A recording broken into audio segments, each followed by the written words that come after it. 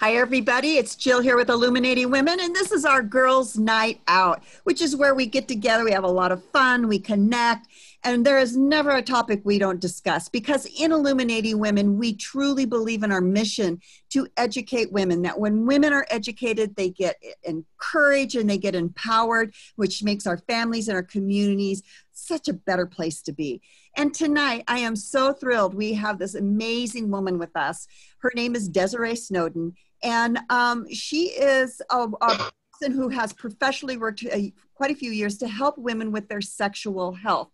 And it's a topic you don't really hear too many people talking about.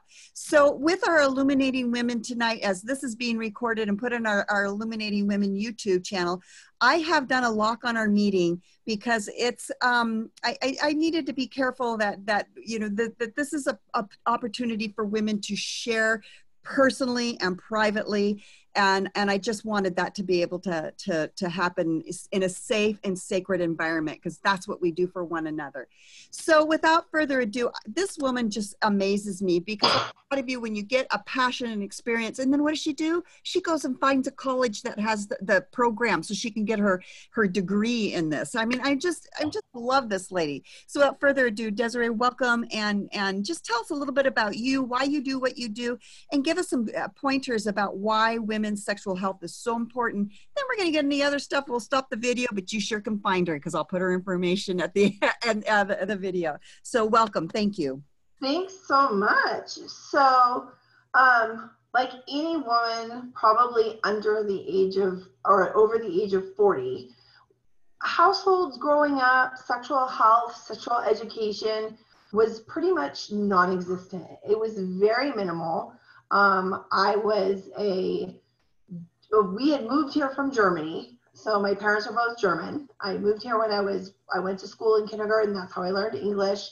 But I ended up being the only Lutheran child in an all-Catholic school. So, and the word of that day was abstinence. So there really wasn't a sexual education. It was sort of like you figured it out as you became an adult. But figuring it out doesn't always lead to the correct terminology, the correct this, what you need to do when you reach this age or this age or this age.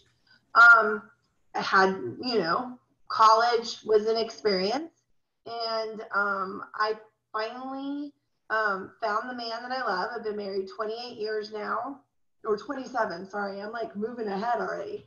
27 years now, we have 2 grown kids. And I married a Mexican Roman Catholic. So talk about 2 sides of the fence that we're not having any conversations about sex. Sex was always fine until it's not. So what you like in your 20s is not necessarily what you like in your 30s, especially after children. That changes the whole sex game. What you like in your 30s is not what you like or need in your 40s. In 50s and beyond is a whole different ballgame. What happened to me was about 12 years into my marriage, I became sick. The kind of sick where they were trying to figure things out. I had several surgeries. I was on all this medication. My husband, who was in the military for 23 years, was deployed at the time. He came home. I don't care how sick you are. If you have not seen your husband in a year, there's one thing you want. What normally happened didn't happen, and I was devastated. I couldn't figure out what was going on. So of course I went to a really good friend, and she was like, oh, you should come to this pure romance party down the street on Friday. And I said, I don't go to those parties, because in Germany, where they have these kind of stores, is the red light district.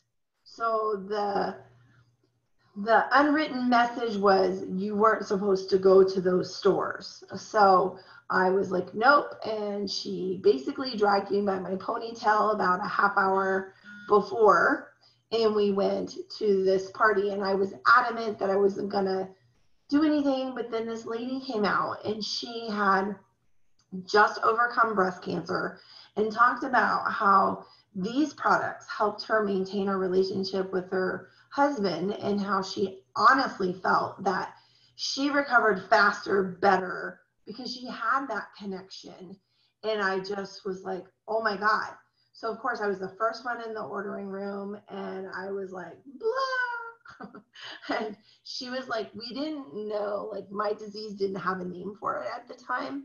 So we were just basically trying to figure things out. And she literally gave me a list and said, this is what I think will help. We're going to have to try some things. We're going to see what works, what doesn't work, and we can always move forward. And I was like, get it all. Like, I want it all. Like, I left there, and this was, okay, almost 16 years ago, 2 bags, $279, 16 years ago. That's a lot of money back then.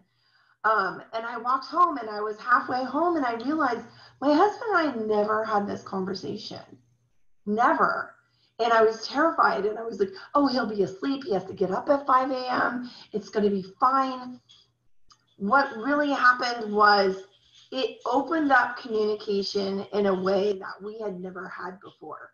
And it was actually amazing because he was so open and I was so open. And I realized that if you can have that conversation in a marriage, there isn't anything that you can't talk about ever.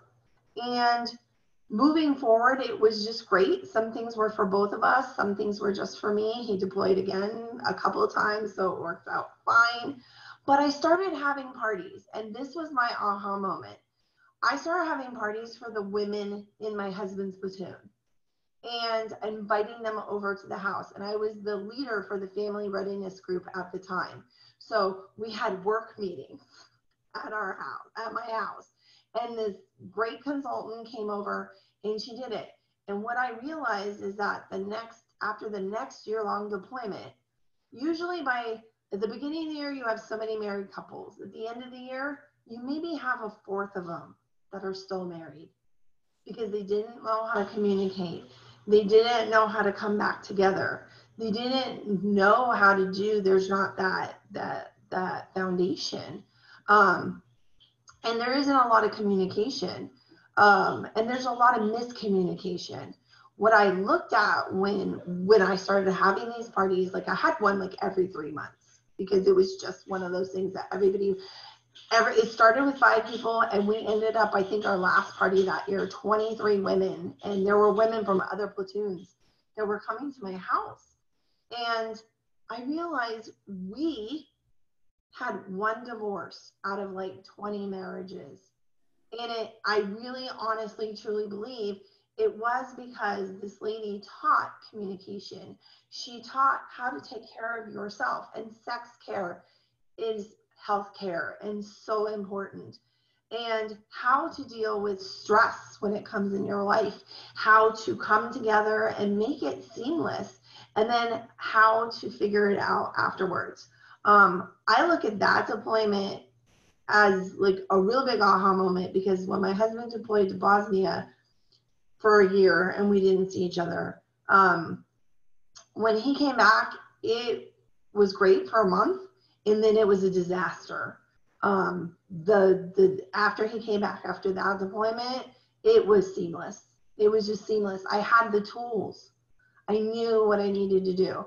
So fast forward 3 years later, I kept having parties. We moved to Georgia, and I could not get the DOD job that I was promised, and I was destroyed. And all the other jobs they were offering me were not. And I looked at my husband and I'm like, I feel like I need to do something different. And at that time, they pretty much told me I couldn't work the DOD job that I worked because it required me to work in an emergency room. At that point that I was told I was autoimmune compromised. So I was like, I need something new. And he's like, do pure romance. I'm like, okay, chill down. Kinky in the bedroom. Not going to talk to women about sex. That's not part of the German culture. I mean, I realized when I got older from my cousins, because I spent my summers in Germany with my family. I literally got out of school, went to Germany, spent my entire summer there and came home. And I realized as a teenager that we are a kinky people. We just don't talk about it. So talking about sex was not something that I was comfortable with. And 3 days later, I got an email that said, welcome to Pure Romance. My husband had literally purchased the kit, said, you are going to do this. I totally believe in you. And I think every woman needs that in her life. And said, you owe me $700. And I was like, okay. I had seen enough parties that I could easily do it from memory. And I thought, oh, I'll do 3 parties. And I will, you know, make the money back, and then we'll just keep the rest of the stuff for ourselves, right? Did my 3 parties. He had to leave for 6 weeks to go to school. And people, you have Valentine's Day in the United States. We don't have that in Germany. We have Fasching. It is like Mardi Gras. There is a lot of sex. There's no romance involved. But you have Valentine's Day. I've never celebrated it. It's, to me, that's once a year, and we celebrate all the time. So, but I'll never forget it. January 3rd, I went to a women's conference on base, and my neighbor went, that's her, and I got bombarded. And I did 2 parties every weekend for 6 weeks, and ended up making a profit of $11,000 in just the first 6 weeks in middle of nowhere, Georgia.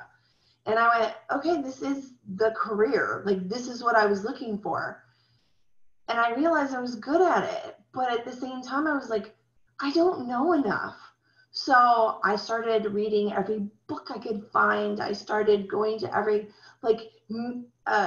human sexuality, marriage and family relationship class in every college I could find. Online was not even, it was just starting to be big. And this was 13 years ago. Fast forward about 3-4 years from that, our company is really good about giving us like constant sexual health courses, but I wanted more. So I started taking this sexual educators course through the University of Indiana. And I finished that, and I was super excited. And then I started delving into, because we lived here, retired here. So then I started delving into the LGBTQ community. Then I started delving into swingers communities. Then I started delving into alternative communities. And what did you need? What do you need? What do you need? What are you looking at? Explain it all to me. So I started learning all this stuff anywhere I could find it. And now I'm taking an advanced sexual health educators course. I'm about 3/4 through that. And I just love it. Like, I can't get enough. Like, everybody thinks I'm crazy because like this, it's called The New Male Sexuality. Like, this is not a thin book, but this is what I'd rather read on the beach than something else. I just crave the info because I find at my parties, my heart breaks. It just breaks. I love my parties. I miss my parties. Because that allows me to connect with all kinds of women, all different ages, all different levels. What I've totally witnessed is that people have a hard time communicating and knowing how to communicate about their own sexual health needs. They sometimes don't even realize what their own sexual health needs are. And also, here's the thing. Marriages and relationships don't fail because of sex or money. Everybody says that. Relationships fail because there are unmet expectations, and those unmet expectations grow, and it just becomes too much for the person that their needs are not being met. There is a difference between needs and wants. Needs have to be met at a certain point, but the problem is the communication is so poor that those expectations aren't talked about. So that's where relationships fail. I see girls and women of all ages. My favorite thing that I did, the Jewish community had in Georgia had this thing called the second marriage. When gentlemen were looking at retirement or retiring and they were home all the time, they had these classes for the women on how to like delve and make this happen. And they invited me to do the full party in the basement of a temple. And the women were dead silent, so I was terrified. But I started getting handwritten notes from people that, and one woman, I'll never forget it, I still have it, and I still need to frame it. She says, I'm 71 years old, we've been married 50 years or something like that. She had her first orgasm. And I was just like, this is it. Like, this is what I want to do. Sex care is the new term for this kind of wellness industry. They're anticipating that by 2024, this is going to be a $34 billion industry. The only thing that I have a really hard time with is if you go to some of the stores, if you go out into your market and get lube or whatever, this is not an oversighted industry. I love the company that I work for because our owner is still our owner. The person who started it is still our owner. It's a family-run business. And she is involved with the Kinsey Institute at the University of Indiana. And everything that we put out, we run by them first. And everything that we put out is good for your body and as close to natural as we can get it. And we do have all natural lines. So one of the things, like, just to give you an idea, phthalates are great for your shower curtain. It's that plastically smell that you smell. It binds plastics and silicones and rubbers. It can also cause cancer. So it's not great for sexual health aids. And a lot of them out in the stores, we've been phthalate free for 11 years. We were phthalate free before the FDA banned them in water bottles. So, like, this company is near and dear to my heart, and I love it. The other thing that I love is that 80% of women cannot experience an orgasm during sex with their partner unless their clitoris is directly stimulated either by them or their partner. And when I give that statistic at my parties, you see the light bulbs go on so many times. And my joke is, if you're in that 20% that can, don't raise your hand. We don't want to talk to you.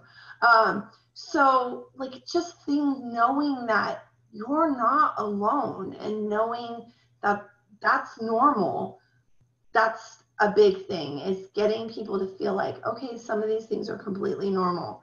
One of the things that I love that I've seen in the last year or two, ageism is really going away. You are sexually active throughout your lifespan, whether you realize it or not. And what I tell women over 40, 45 is sometimes the mind says yes, but the body's saying no. But there are things that can help. The biggest age group that actively dates consistently is 50 to 70-year-olds. They date more than younger generations because of technology. So I totally love giving some great dating tips for the bedroom if it leads that way. And the other thing that I love is our parties are for women only. I do consultations with couples in their home, but the wife must be present or the girlfriend must be present. Like, I'd never do a one-on-one with a gentleman by himself.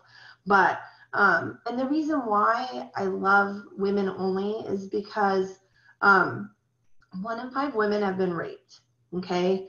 13% of women have experienced sexual coercion, and 27% of women, even today, are experiencing unwanted sexual contact.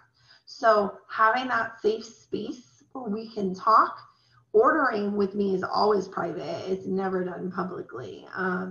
Well, there's been a couple occasions where all the girls were like, screw it.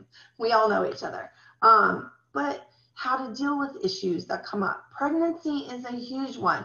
Women expect certain things to go a certain way when they're pregnant. It doesn't happen all that well that way. And then afterwards, they're shocked about how long it actually takes for their body to recover and for that sexual health to come back. And how some of these hormones are actually preventing their libido because they're supposed to be taking care of the baby, and what they can do for that. And women going through menopause, I'm right there with you. I'm 52 and I'm still in perimenopause, but some of the things are coming around, and what I've been studying about that, it's just insane. So that's pretty much how I got started and why I'm sort of addicted. You know, I have friends that are like, sometimes it's funny because I'll go to parties and I always put my job on the back burner because not everybody's comfortable. And everybody has certain preconceived notions about what I do and what I don't do. So I don't usually say something until I get to know a person, but I can't tell you how many times I've like sat down at the table and and someone's going, Nikki, you need to talk to her. She's a sexpert. And I'm like, oh, not expecting this at the table. And especially when it happens at family gatherings for my husband, that was a kicker for me. So that's pretty much where I'm at right now. I definitely want to get into some more stuff for you, but you know, after we stop the recording. Yeah, this is probably a good time for us. I want to thank you. You know, what's exciting is you're going to be a vendor at the Illuminating Women virtual conference, and you sign up, have some private conversations. I really like the fact that you speak with people, and that is part of your service. And it's a complimentary service that you provide to them, and I love it because you're really in it for the women, and you're helping supporting women. Oh, definitely. The stories and where you're watching women light up. I loved when you and I talked, and you had shared a little bit about some of the generals, the wives of the generals when you were in the service. Oh yeah. Yeah, who just would never order online and never go to a store. Difference it made in their lives to come and see. That's key. I love that. Well, this is the part of this Girls Night Out where we're going to stop recording because we're going to get to have a little deeper fun here, and no pun intended, I guess, on that one. And we're just gonna lay our hearts out, ask really hard questions and heartfelt questions. And Desiree, I want to thank you again for being here. And can you just real quickly, how can people find you? I will have it linked into the video, but if they don't read on down, how can they find you? Definitely on Instagram and Facebook, if you just use the hashtag and then PR by Desi. I'm redoing my LinkedIn account. I got hacked, so I now have to redo all that, but I'll be on LinkedIn probably within the next week again because I did get a lot of referrals that way. And then I do have a website. So it's pureromance.com / and then my name, Desiree Snowden. Okay. So. Awesome. And all my information's on there, on my Facebook, on my Instagram, everywhere. And call, message, DM. I have answered some questions that just came out of nowhere from people I had just met. So it works for me. Well, and what we know is women's sexual health is important. It is part of our overall health. And it helps our bodies in so many other ways, mind, body, and spirit. So I want to thank you for sharing. I'm excited for the rest of our conversation here. And if you want to see Desiree, come to the conference. So thank you, and have a good evening, everybody.